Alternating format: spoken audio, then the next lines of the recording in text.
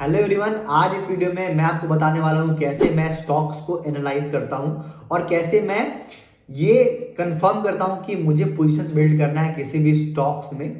Disclaimer और disclosure पहले ही दे देना चाहता हूं कि मेरा थोड़ा बहुत पोजीशंस है उस स्टॉक्स में जिसका मैं इस वीडियो में जिक्र करने वाला हूं। और डिस्क्लेमर ये है कि किसी भी तरह का बाइंग और सेलिंग का रिकमेंडेशन नहीं है, सिर्फ एजुकेशनल पर्पज से इस वीडियो को देखिएगा कि कैसे आप भी ये तरीका को अपना के किसी भी स्टॉक्स को एनालाइज कर सकते हैं, किसी स्टॉक्स को आप देख सकते हैं और फिर अब अपना व्यू बना सकते हैं, फिर अपना कन्विक्शन बिल्ड कर सकते हैं कि आपको किसी स्टॉक्स में पोजीशन बिल्ड करने हैं या नहीं। तो चलिए शुरू करते हैं आज का ये एजुकेशनल वीडियो। तो हम आ गए हैं लैपटॉप के स्क्रीन पे और जैसा कि आप यहाँ पे देख सकते हैं मास्टर ट्रस्ट लिमिटेड स्टॉक्स का नाम है। तो कंपनी करती क्या है? कंपनी करती क्या है? तो Master Trust Limited provides a broad range of financial products and services to individuals and corporates.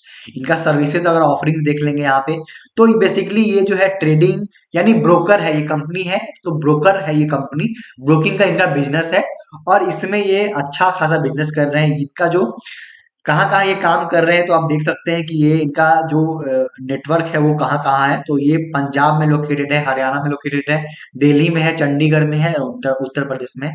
बाकी आप रेवेन्यू ब्रेकअप भी देख सकते हैं कि 87% का इनका जो रेवेन्यू आ रहा है वो ब्रोकिंग सेगमेंट से आ रहा है।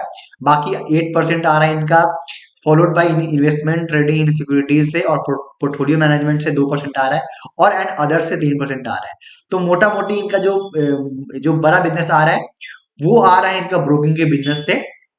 ये इनका मेन बिजनेस हो गया। इनका जो क्लाइंट है वो लगभग 2.40 के यानी 2,40,000 के आसपास का इनके पास क्लाइंट है, जिनके पास 37% का एक्टिव क्लाइंट है इनके पास। तो ये सब आप देख रहे हैं ना, 19,000 प्लस करोड़ से इनके पास कस्टमर एसेट बेस है इनका। तो ये सब आप हिस्ट्री देख लेना, लेकिन मैं आपको हिस्ट्री नहीं बताने आया हूँ कि मैं कैसे इस स्टॉक्स के पास पहुंचा हूँ, वो बताने का इस वीडियो का मकसद है। और कैसे आप भी ऐसे किसी भी स्टॉक्स को एनालाइज कर सकते हैं। मास्टर ट्रस्ट लिमिटेड, पहली बार मैंने इस कंपनी को, जब मैं स्क्रीनर पे देखता रहता हूँ कि मुझे कोई ना कोई नया स्टॉक्स मिल जाए, कोई ना कोई ऐसा कंपनी मिल जाए जहां पे मैं रीड कर पाऊँ, उस कंपनी के बारे में जान पाऊँ। तो ऐसे करते करते मुझे एक मास्टर ट्रस्ट लिमिटेड मिल गया। कैसे मिला? तो प्रेफरेंशियल जो अलॉटमेंट होता है, मैंने कीबोर्ड पे यहाँ पे डाला कि प्रेफरेंशियल अलॉटमेंट जहां जहां हो रहा है, जिस जिस कंपनी में हो रहा है, वो उस कंपनी को मुझे रिसर्च करना है। क्योंकि वहां पे होता क्या है कि जहां पे प्रेफरेंशियल अलॉटमेंट होता है, यानी कि कंपनी फंड रेज करती है इंटरनली अपने जो प्रमोटर्स है उससे, या जो प्राइवेट इक्विटी है उससे, वो फंड रेज करती है। तो कहीं ना कहीं यहाँ पे अच्छा पैसे बनते हैं, ऐसा ट्रैक रिकॉर्ड है। तो मैंने ऐसे ही इसको ढूंढा, प्रेफरेंशियल अलॉटमेंट से ढूंढा कि यहाँ पे भी प्रेफरेंशियल अलॉटमेंट हुआ है। उसके बाद मैंने इसको देखा मास्टर ट्रस्ट लिमिटेड को, जिसका जो मार्केट कैप है 1410 करोड़ है। जब मैंने इस कंपनी को देखा था, आज से 4-5 दिन पहले की बात है, एग्जैक्ट डेट मुझे याद नहीं है। तो जो इसका मार्केट कैप था लगभग 1200 1250 करोड़ के आसपास का मार्केट कैप था। तो ये छोटा कंपनी है, स्मॉल कैप कंपनी है, तो लगातार अपर सर्किट लगा रहा है। आज भी आप देख रहे हैं कि ये आज भी अपर सर्किट में ही है। तो अगेन किसी भी तरीके का डिस्क्लेमर है कि किसी भी तरीके का रिकमेंडेशन नहीं है।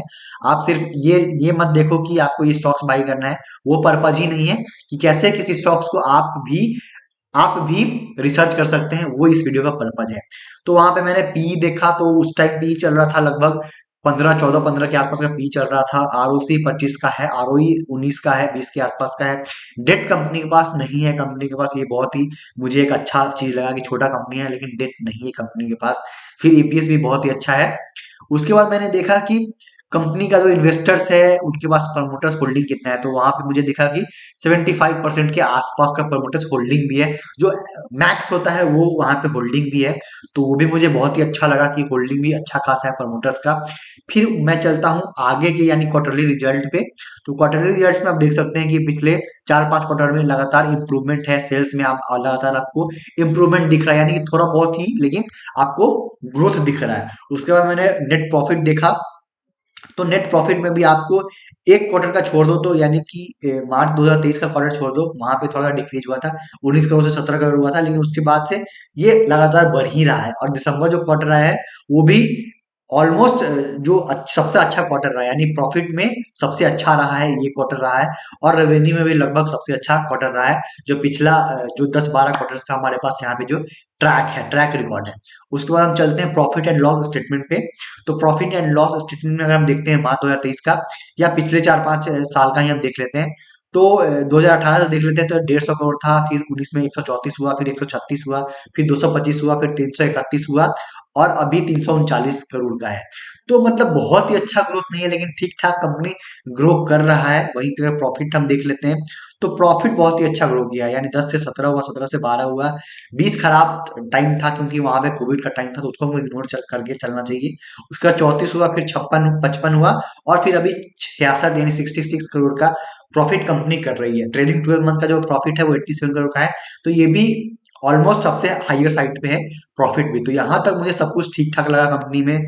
वहीं ऑपरेटिंग प्रॉफिट मार्जिन की बात कर लेते हैं, तो लगभग 20% से लेके 30-35% के आसपास का ये कंपनी ऑपरेटिंग प्रॉफिट मार्जिन कर रहा है, तो वो भी बहुत ही अच्छा है ऑपरेटिंग प्रॉफिट मार्जिन। कंपनी का अगर सेल्स ग्रोथ की बात करें तो पिछले 5 साल का तो 18% का रहा है, पिछले 3 साल का 36% का रहा है। प्रॉफिट ग्रोथ की बात कर लेते हैं तो पिछले 5 साल का 46% का रहा है, और 3 साल का 75% का रहा है। तो ये सब बहुत ही अच्छे नंबर्स है, जो लगता है कि हाँ यार ठीक ठाक कंपनी, यहाँ तक ठीक ठाक कंपनी है। उसके बाद अगर मैं बैलेंस शीट में जाता हूँ, सबसे इंटरेस्टिंग यहीं पे आता है कि जब भी मैं बैलेंस शीट में जाता हूँ तो मैं ये जरूर देखता हूँ कि रिजर्व्स बढ़ रहे हैं कि नहीं बढ़ रहे हैं। तो रिजर्व कंपनी के लगातार इंक्रीज हो रहे हैं, तो ये एक पॉजिटिव साइड होता है किसी कंपनी के लिए।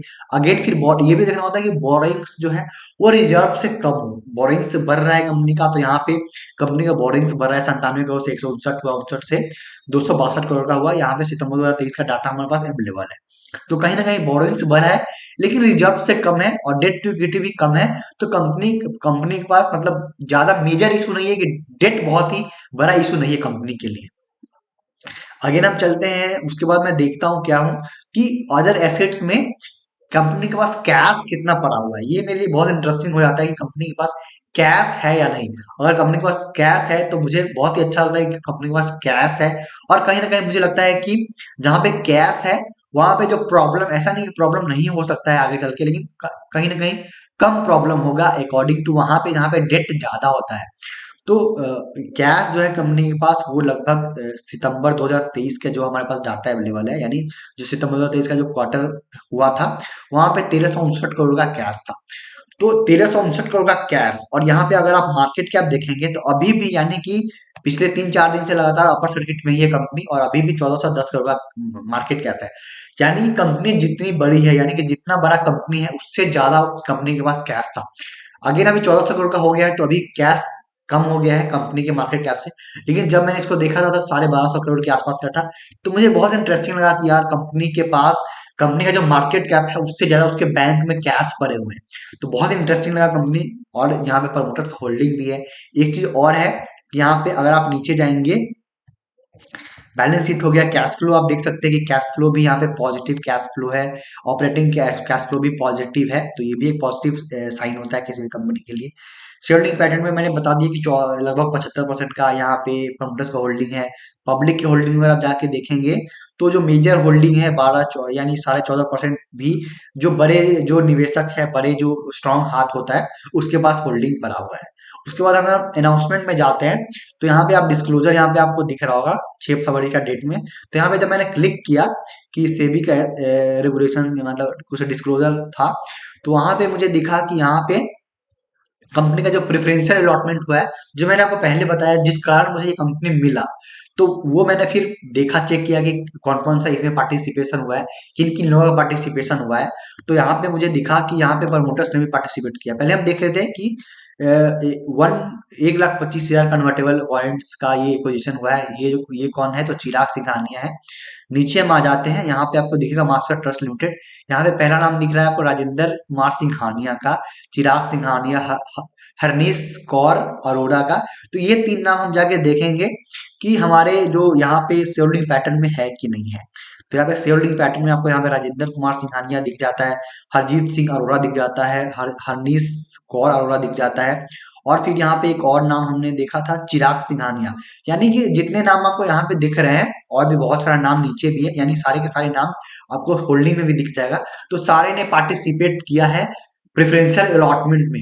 यानी कि किसी को भी, यानी अगर हम कितना भी एनालिसिस कर ले कंपनी के प्रमोटर्स को, उस कंपनी के जो कंपनी रन कर रही है उसको ज्यादा पता होता है उस कंपनी के बारे में। तो कंपनी अगर पार्टिसिपेट कर रही है तो एक प्लस पॉइंट हो जाता है। अब मुझे ये देखना था कि किस प्राइस पे ये प्रेफरेंशियल अलॉटमेंट हुआ है। तो यहाँ पे अगर आप देखेंगे कि किस प्राइस पे अलॉटमेंट हुआ है, नीचे आ जाएंगे तो यहाँ पे जो था, तो तीन यहाँ पे आपको देख सकते हैं कि जो प्राइस पर वारंट है वो 350 रुपया पर वारंट है, यानी 350 रुपया का के प्राइस पे कंपनी के प्रमोटर्स ने यहाँ पे वारंट्स परचेस किए, जो कन्वर्टेबल वारंट्स है, जो प्रेफरेंशियल अलॉटमेंट होगा, यानी कि इस प्राइस पे कंपनी के शेयर्स खरीदे गए हैं। ये कैसे खरीदा जाता है वो कभी हम और डिस्कस कर लेंगे। यहाँ पे आप देख लेना। तो पहले होता क्या है कि यहाँ पे 87 रुपीज यानी 25% ही पहले पे किया जाता है, उसका 75% जो होता है वो एक विद इन अ रेंज होता है, टाइम पीरियड दिया जाता है कि 12 महीने, 15 महीने या 2 साल में आपको ये जो पैसे है वो देना है। और जो आपका वारंट्स है, वो जो प्रेफरेंशियल अलॉटमेंट है वो आपका शेयर्स में तब्दील हो जाएगा, वो आपके अकाउंट में ट्रांसफर हो जाएगा। तो ऐसा कुछ होता है। तो उसके बाद 350 का प्राइस आ गया, तो मुझे पता चल गया कि 350 प्राइस कहीं ना कहीं एक फेयर प्राइस है कंपनी के जो प्रमोटर्स है उनके हिसाब से। तो फिर मैं चलता हूँ यहाँ पे और प्राइस देखता हूँ। तो मुझे जब प्राइस था अभी 648 रुपये आपको दिख रहा होगा, लेकिन उस टाइम जो प्राइस था 533 रुपए का प्राइस था, संडे के आसपास का प्राइस था। तो मंडे को वो जो प्राइस, जो जैसे ही मैंने अपना जो ऑर्डर प्लेस किया वो अपर सर्किट पे ही खुला था, तो उस टाइम मेरा बाय नहीं हो पाया था, यानी कि साढ़े 500 के आसपास का प्राइस मान के चलिए, 533 रुपए का प्राइस था। और 350 के प्राइस पे कंपनी के प्रमोटर्स ने खरीदा था। तो अगेन ऐसा तो था नहीं कि मुझे 350 पे ही मिल रहा है, लेकिन फिर भी मुझे लगा कि यार 350 पे वो खरीद रहे हैं। अगेन वहां पे अगर आप प्राइस चार्ट देखेंगे तो यहाँ पे मैंने पी देखा है। हर एक चीज और मैं आपको दिखाना भूल गया कि ये पी रेशियो भी देखना होता है, कि जो मैक्सिमम मैंने यहाँ पे इसलिए करके रखा है कि जो कहाँ तक मैक्सिमम, यानी कि पी रेशियो, पी का भी चार्ट होता है, वो कहाँ तक मैक्सिमम गया है। तो यहाँ पे आप देख पाएंगे कि कहीं ना कहीं लगभग 24 के आसपास का पी रेशियो टच कर रखा है। फिर 2018 में भी आपको 24 के आसपास का पी रेशियो टच हुआ है। तो अभी जो पी रेशियो चल रहा है वो 16 का चल रहा है, तो यहाँ पे अपसाइड तो है, पी वाइज भी देखेंगे तो अपसाइड है। लेकिन जब ये पी रेशियो 24 का था, यहाँ टाइम यहाँ भी जो 24 का था, तो वहां पे अर्निंग पर शेयर का जो था वो बहुत ही कम था यहाँ पे। लेकिन अर्निंग पर शेयर यहाँ पे अभी रिसेंटली का देखेंगे तो अर्निंग ईपीएस बहुत ही अच्छा ग्रो कर रहा है। तो कहीं ना कहीं मुझे लगता है कि ये रीरेट कैंडिडेट है और यहाँ पे अपसाइड पोटेंशियल्स है। तो मुझे लगा कि यार यहाँ पे एक बेट लेना चाहिए, यहाँ पे सब कुछ अच्छा लग रहा है कंपनी में। तो मैंने यहाँ पे बाई किया है। अगेन वहां तो उसके दिन, यानी कि जब मैंने बाई लगाया था ऑर्डर, तो वहां पे अपर सर्किट लग चुका था। तो ये भी प्रॉब्लम होता है कि जो लिक्विडिटी कम होता है, छोटी कंपनियों में ये प्रॉब्लम होता है कि जब अपर सर्किट में होगा तो आप खरीद नहीं पाएंगे, जब लोअर सर्किट में होगा तो आप बेच नहीं पाएंगे। तो इन बातों को आपको ध्यान में रखना होगा, क्योंकि ये प्रॉब्लम होता है छोटी कंपनियों के साथ, स्मॉल कैप कंपनियों के साथ और माइक्रो कैप कंपनियों के साथ। तो उसके अगला दिन मैंने खरीद पाया, वहां पे भी अपर सर्किट लगा था, लेकिन अपर सर्किट के बाद फिर वहां पे लोअर सर्किट भी एक ही दिन में लग गया था। तो ये सब आपको देखना पड़ेगा, ये सब रिस्क आपको कैलकुलेट करके चलना है छोटी कंपनियों में जब भी आपको निवेश करना है। तो मैंने भी जो पोजीशन बिल्ड किया वो बहुत ही छोटा पोजीशन है, कुछ बड़ा पोजीशन नहीं है। तो यही है कि कैसे मैंने ये कंपनी को ढूंढा है, कैसे आप मैंने डॉट्स को कनेक्ट किया कि प्रमोटर्स ने यहाँ पे जो प्रेफरेंशियल इशू है वहां पे पार्टिसिपेट किया है। कंपनी के पास जो कैश है वो मार्केट कैप से ज्यादा कैश है। तो ये दो डॉट जो मेरे लिए, उसको मैंने कनेक्ट किया और मुझे ये कंपनी बहुत इंटरेस्टिंग लगा था।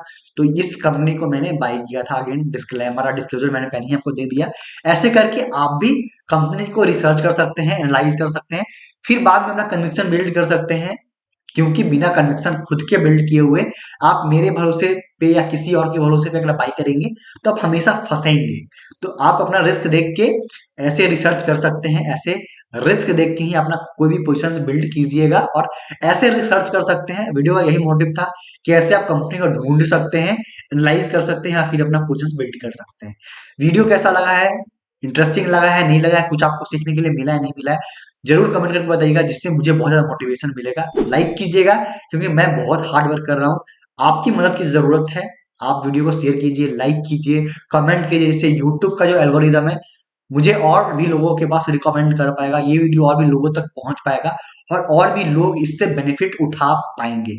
अगेन अगर आपको लगता है कि मैंने वीडियो में कुछ गलत बताया है, कुछ गलत किया है या कुछ गलत प्रोसेस बताया है तो वो भी आप बताइएगा। कुछ गलती हुआ तो जरूर मैं उसको अगले वीडियोस में सुधारने की कोशिश करूंगा। यहाँ तक आपने इस वीडियो देखा, इसके लिए धन्यवाद। चैनल को सब्सक्राइब कर लीजिएगा। मिलते हैं अगले वीडियो में। जय हिंद।